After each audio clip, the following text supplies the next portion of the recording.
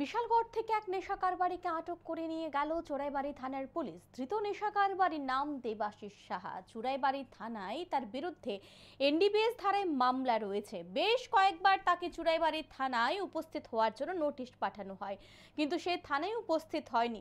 রবিবার রাতে চোরাইবাড়ি থানার ওসি খোকন সাহার নেতৃত্বে পুলিশের একটি দল বিশালগড় যায়।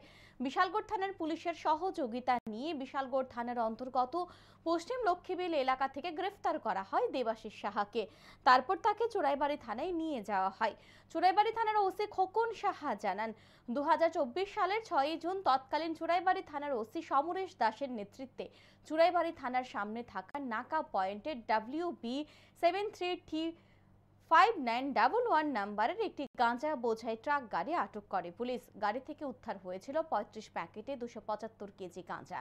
সেই সময় গাড়ি চালককে আটক করতে পারেনি পুলিশ। তদন্তে নেমে পুলিশ জানতে পারে গাড়িটির মালিক দেবাশিস সাহা। তার বাড়ি বিশালগড় থানার অন্তর্গত পশ্চিম লক্ষ্মীবিল এলাকায়। বেশ কয়েকবার তাকে চোরাইবাড়ি থানার পুলিশ থানায় হাজির হওয়ার জন্য নোটিশ পাঠিয়েছিল, কিন্তু পুলিশের নোটিশের কোনো উত্তর সে দেয়নি। পুলিশ জানতে পারে গাঁজা পাচারের সাথে সেও জড়িত ছিল। তারপর চোরাইবাড়ি থানার পুলিশ তাকে গ্রেফতার করে।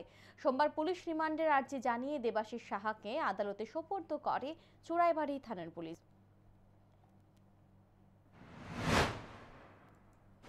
6/6/2024 ইংরেজি তারিখে WB73D5911 একটা 10 চাকার ট্রাক গাড়ি আমরা চোরাইবাড়ি নাকাতে গাঁজা সহ ধরা পড়ে। ওই গাড়িতে আমরা মোট 275 কেজি গাঁজা পাই, কিন্তু যখন গাড়িটা ডিটেইন করা হয় তখন যে গাড়ির চালক ও পালিয়ে যায়। পরবর্তী সময় যে গাড়ির মালিক দেবাশিস সাহা, ওনাকে আমরা বিভিন্ন সময় নোটিশ করি থানাতে আসার জন্য, উনি আসেনি। তারপর আমরা তদন্তে আমরা জানতে পারি যে দেবাশিস সাহা এই কেসের সাথে যুক্ত আছে।